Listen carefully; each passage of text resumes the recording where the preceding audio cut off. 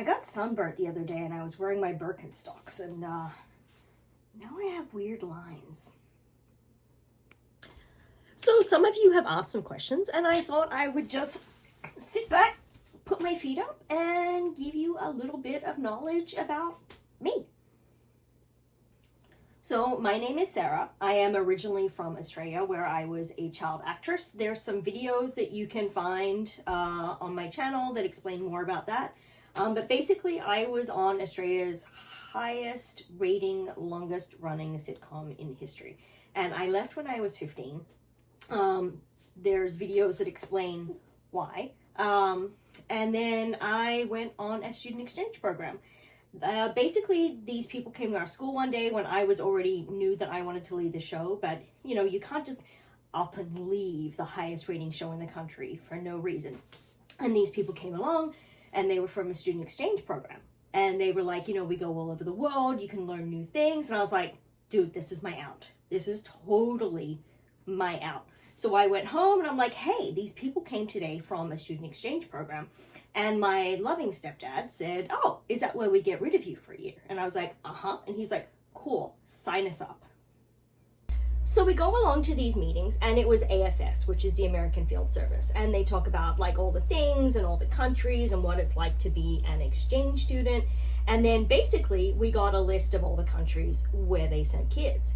And we measured that against all the the countries that Hey Dad, the TV show I was on, was shown in, because I did not want to go to a country where I was known. I wanted to be completely anonymous and an absolute nobody for the first time in my life and just enjoy being a kid.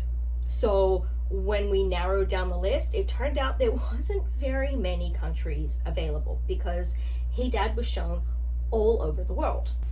And a lot of the countries that I had originally thought that I would want to go to, like Italy or Germany, were just completely out because Hey Dad was so popular in Germany. I think it was more popular in Germany than it was in Australia. Like there are $5 DVD sets from Germany and there was only ever 3 in Australia. And fun fact, my dub over person is the same person who voices Lisa Simpson. So in Germany, I sound like Lisa Simpson, apparently.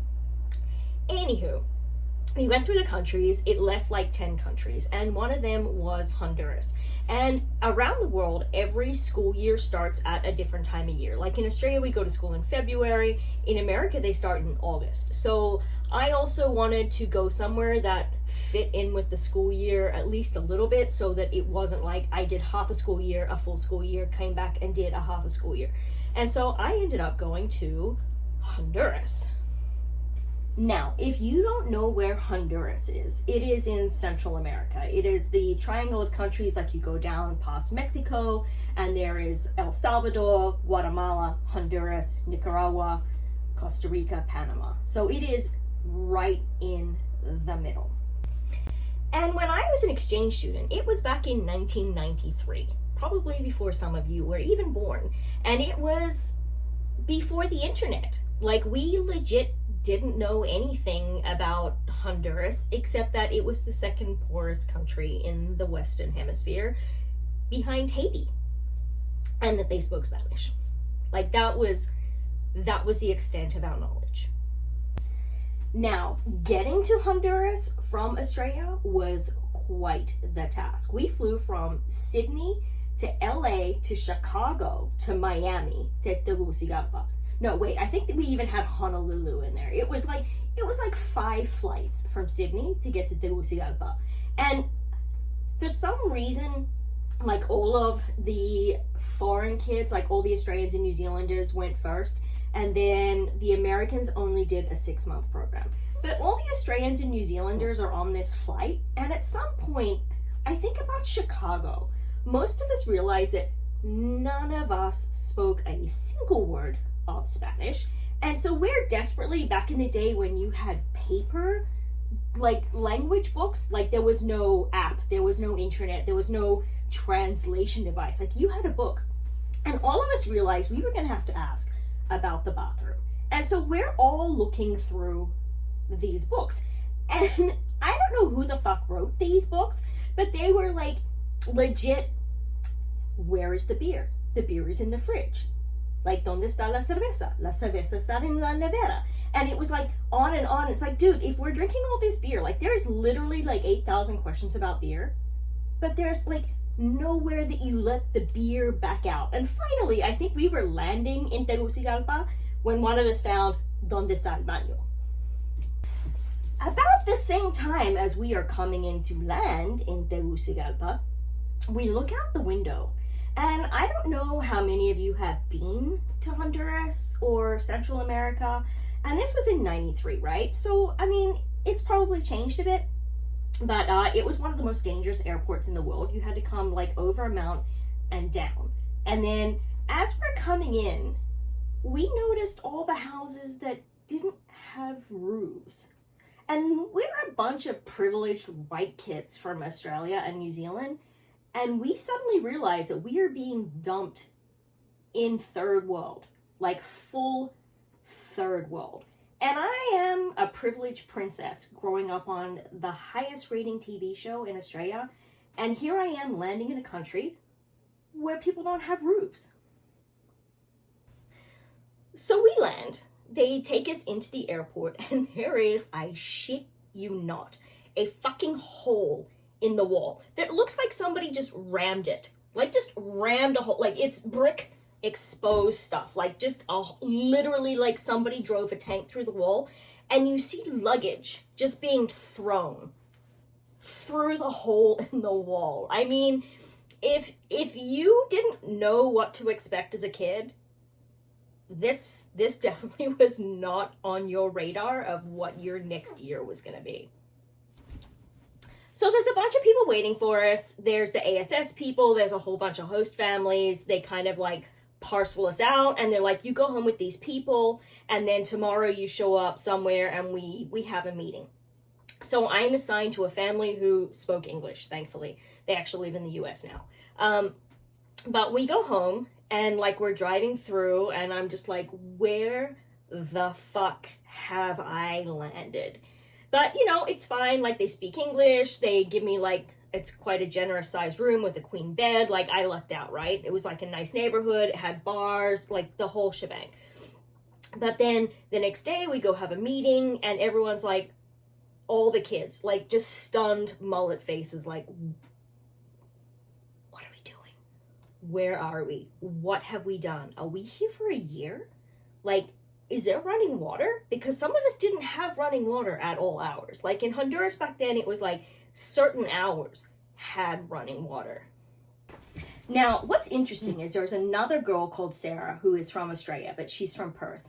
And as they sort out our schools, she gets the artsy school, one where like you're literally go to learn acting and music. And I went to a regular high school, which I was thrilled about because I went to a single-sex girls' school in Australia, a private school that I chose, and then she was like, I don't know anything about the fucking arts. So we think that they mixed us up, and I was fine with it. But I ended up going to Instituto Modelo, which was going to be a nice school in a nice area, and they built the school, and then in Honduras, there's a thing that as long as you get the roof on before sunset, the house is yours now. It's like squatters' rights. And so, like, literally, like, this village of squatters built up around our school. But school was from, like, 7 a.m. to midday. If you went to a Spanish-speaking school, you got out at midday. So we'd catch the bus home, you go home, you have lunch, you have a nap. It was great, and you were done. Whereas, like, the kids who went to, like, bilingual schools had to go to 3. So that sucked for them. So, like, it was pretty sweet.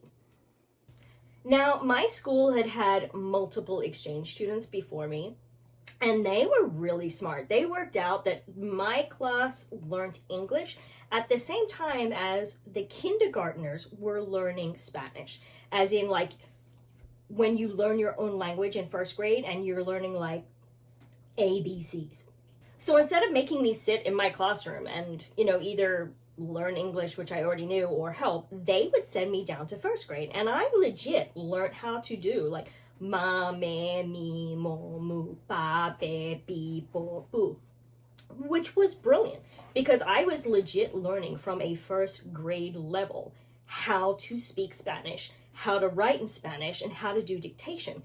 And within 6 months, I was writing and taking notes in class. I was fluent, and by the end of the year, my school like acknowledged that I was like the first ever exchange student they ever had that could actually speak Spanish, because most of the other exchange students throughout the year hung out with themselves. They all stuck together. Like, you know, when you're an adult and you're an expat, you always gravitate towards people who speak your language because it is exhausting. It's exhausting constantly having to think in a second language. Pero estoy tan feliz que yo tenía que aprender español porque ya vivo en Texas. Puedo hablar español. Puedo pasar todo el mundo hablando español. And so it's really easy. And especially now that I live in Texas and people speak Spanish all the time. So like it totally legit was one of the best languages that I could have chosen to learn. Now, I did have a little bit of an advantage because growing up, my next door neighbors were Italian. I lived in an Italian neighborhood. I spoke fluent Italian as a kid. So going from Italian to Spanish was super easy. And in Honduras, they were so smart that like if I did not know a word in Spanish, because again, we didn't have translation apps, but I could say a word in Italian and someone would be like, oh, this is the word in Spanish.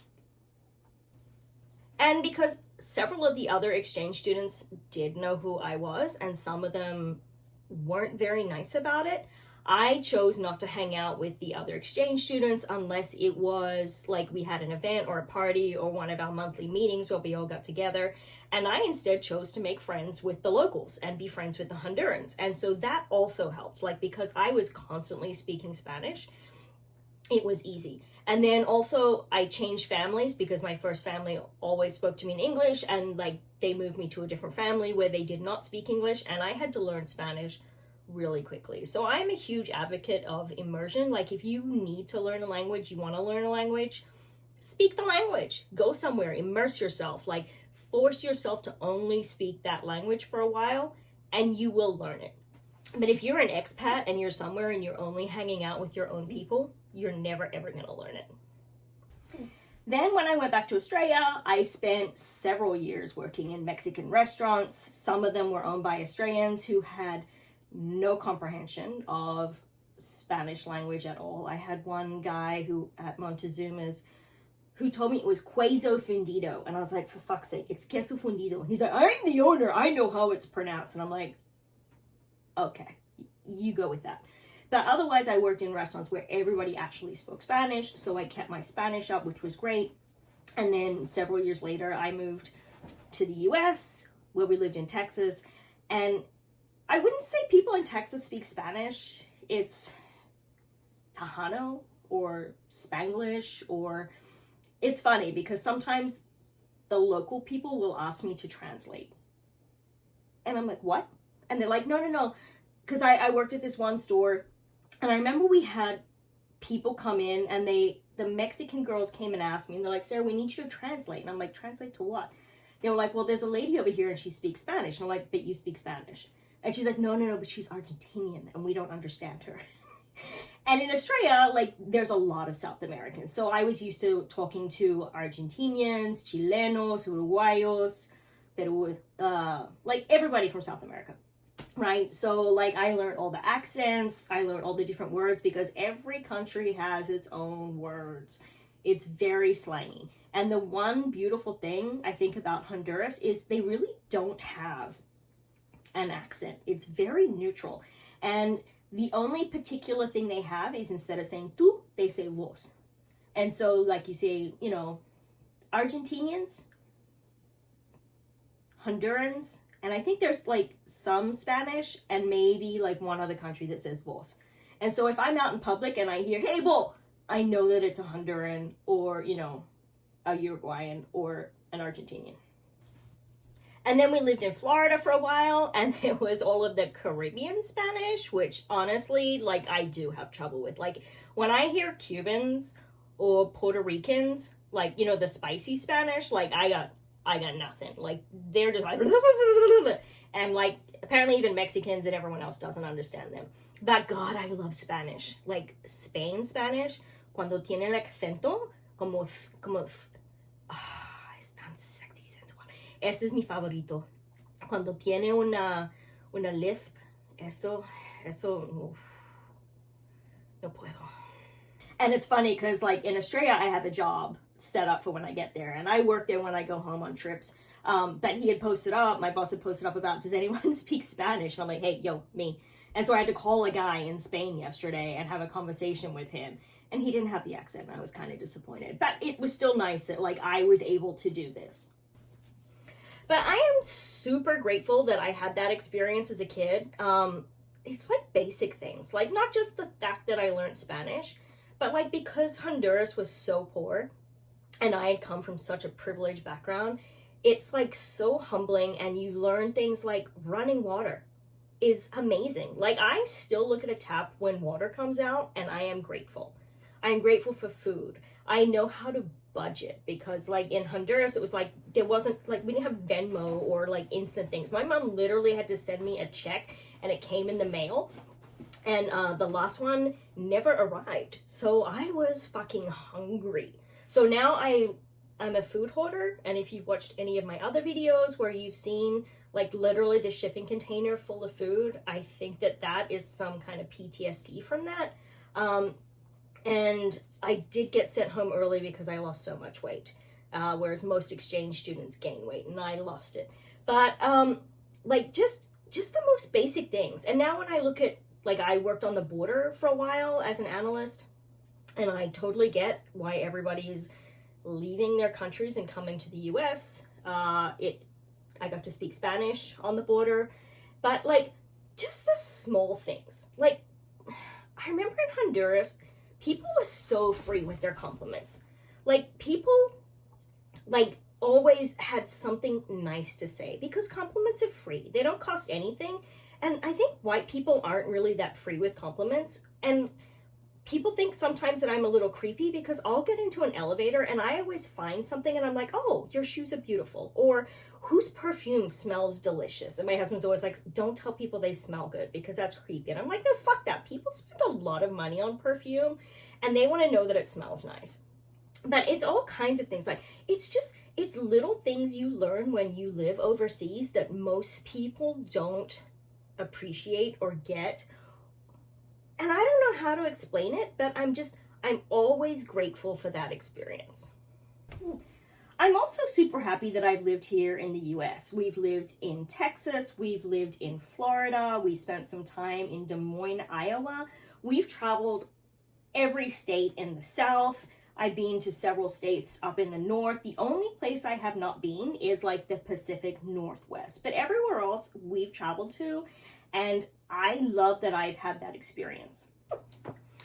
At the same time, because of all of the things that happened in relation to the TV show and the court case and all of that, and now the bad man has been sent to England, after that, Australia is appealing again, and I've like got a new agent and I'm actually getting auditions, which is amazing because for years I was completely backbanned. But now I'm like, people are actually talking to me again, which is amazing. And also, I'd always predicted that the US would fall in my lifetime, kind of like Rome. And I feel like we're almost there. Like, it's starting to get a little bit weird here. And so I have the opportunity to go back to Australia. I have a job. I can do all the things that I wanted to do when I was younger, and I still have that opportunity, so I'm taking it. And I'm so grateful that my husband is on board with that and also wants to go back to Australia for a while. And honestly, I wish more people took the opportunity to live and work overseas, even if it's just for a little bit. Like, not just like a 2-week vacation, but actually immerse themselves in a new culture. It's important to understand that everybody in the world are just people, and everybody has their own cultures, their own norms, and they're not wrong. Like, a lot of people who've never, like, you can always tell people who don't own a passport because they see someone who's different doing something and they're like, that's wrong. And it's like, it's not wrong. It's just different. Everybody has different customs. Everybody has a different childhood. Everyone has different things that they're learned and are accustomed to, and just their way of doing things. And nothing is wrong. It's just different. And if you ever want to know how bitchy people are, or how homesick they are, or how ill-equipped they are to travel overseas, just get into any expat group. It's funny because I'm on both, like one that's in Americans in Australia and Australians in America. And you can always tell who's newbie, who's going through like their 7 stages of grief, and who has been here for a long time. Like Australians in the US, non-stop bitch about the bread. It's always the bread. It's too sweet, it's too whatever. And the older people are like, look, buy gluten-free bread, go keto, like get used to it. Like that's just the way it is. And then the Americans in Australia are always bitching about like the randomest stuff, like that they can't find good sushi. And I'm like, I'm sorry, very close to Japan. Like, what kind of sushi are you looking for? And it turns out they're looking for like the weird American rolls that aren't sushi. They're some kind of abomination. But everybody has their quirks. Everybody's looking for something. And the expat groups can be useful because like when Australians are looking for Milo, and I'm always like, hey, go to the Mexican aisle in any Walmart. It's in the Latino section, which you don't get how much Australian food and Mexican food are so much more similar than Australian and American, because you would think because we both speak English it would be more the same, and it's not. I find Australia to be so much more simpático with Mexico and Central America than I do with America. So I'm very grateful that I'm always in like Latin areas because I can always find things that I am looking for. And honestly, sometimes even the words are more similar, because if I ask an American for a serviette, they have no fucking clue what that is. And so, like, if there's a Mexican waiter, I'll be like, una servilleta, and they totally get it. Like, I don't know, like, I just think that Latin and Australian are much more similar than Australian and American. Here's Teddy. Hey, Ted. He's always just off camera. He's just laying next to me. But I am super grateful that Teddy and I are going home. It's only, I think, 3 weeks now until we leave. And I'm so grateful the experience I've had here in the US. And we're not leaving permanently because my husband is American. I'm sure we'll be traveling back and forth, but I am so happy to be going home. It's been like 20 years. And shit's changed. Like, I know it's different, and I know that there will be total reverse culture shock. I'm expecting that. But at the same time, I'm looking forward to it. And I'm glad I have friends built in, ready to go. Like, I've never lost a lot of those friends. Some of them I did through the court case. And I made a whole bunch of new friends. And so from now on, most of my videos will be filmed in Sydney somewhere, which should be super exciting because instead of just a white backdrop, hopefully there'll be a harbor bridge in the background. So that's it for today. I hope you guys had a little bit of insight into me, not just me rambling for God knows how long this was. And te veo más pronto. Ciao.